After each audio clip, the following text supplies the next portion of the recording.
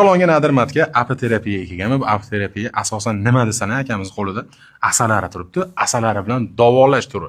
Ya'ni bu tabobat aka necha yil bo'ldi o'zi yaralganiga? Bu apiterapiya xalq tabobatini ajralmas bir qismi hisoblanadi. Ancha yillardan buyon apiterapiya bilan samarali davolanib kelayotgan bemorlarimiz juda ham ko'p. Mana hozirgi kunda mana akalarimizda ham har xil kasalliklar, asosan o'sha belda og'riq, tizzada og'riq, grija, demak revmatizm, bu akamizda shoxli nerv shamollashi bilan murojaat qildilar. Mana hozir bugun 4-kun muolaja olishyapti. Ancha og'riqlari yo'qolib boryapti. Bu akamizda mana tizzalarida, bo'g'imlarida og'riq bor edi. Hozirgi kunda mana Xudo xolasa 4-kun bo'lyaptiki, ancha tizzalarda og'riqlar deyarli yo'qolib bo'ldi.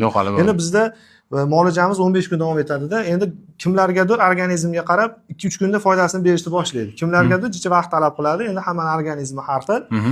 Mana misol bu akamizda 2-kunda ham bellaridagi o'sha og'riqlari qolgan. Bellarida kuchida ozgina grijalari bor edi. Grijalarni mana Xudo xolasa davo topdilar. Bundan tashqari tizzalarida, bo'g'imlarida, kelganlarida ishiq bo'lgan. Ishiqlarni ham ancha orqaga qaytardik. Mana endi bundan tashqari hozir bugungi kunda eng asosiy bir kasalliklardan biri farzandsizlik muammosi yoshlar o'rtasida ko'payib ketdi-da.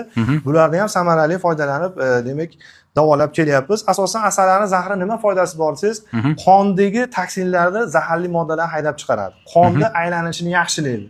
Shuni natijasida immunitet ko'tariladi, odam o'zini tetik his qiladi. Nima desa bo'ladi? Bundan tashqari hozirgi kunda davleniya ham mana hozir qon bosimi deymiz, davleniya bilan ham ko'p murojaat qilishyapti. Davleniyalar ham juda ham me'yorga tushyapti. Eng dolzarb kasalliklardan ham bittasi sahrli diabet. Ya'ni qon bilan kasalliklar borki, bu davolab boryapti. Bundan tashqari stresslar, uyqusizlik muammosi mana hozir bugungi kunda ko'pchilikda bo'lyapti. Bularni davolayapmiz. CD tutolmaslik, yosh bolalarda ko'proq mana yosh 50 dan oshganlari prostata bezi shamollashi deyiladi. Juda ham bir yaxshi natija ko'rsatib kelyapmiz, xudo xolasa. Hozirga bundan tashqari o'zi aslida bu asalari nechta kasallikka davo bo'ladi? Shularning bir turlarini sanab o'tib ketsangiz ekan. Kasalliklarni turi juda ham bugungi kunda davolayotganimiz ko'p, sababiki bu asalari Alloh taolo mo'jizasida buni zahrining tarkibida 50 tadan oshiq foydali mikroelementlar bor. Bular insonga faqat foyda bersa beradiki, ziyoni yo'q. Bir 100 ta 200 tadan oshiq agar sanasangiz juda ham ko'p. Bu kitobni agar buni o'qiydigan bo'lsangiz, buni har yili bir marta olishni harakatiga tushib qolasiz. Bir marta olgan odam foydasini Xudo xolasa sezadi. Yillar davomida hisoblanadi. Albatta. Bu tabiiy, xalq tabobati, bu hech bir organizmga ziyon tomoni yo'q. Ayniqsa hozir xalqimiz ko'proq tabiiy yo'l bilan davolanishni harakatiga tushib qoldi. Ximikat bo'lib ketgani uchun bu narsa juda ham tez effektini Xudo xolasa beryapti.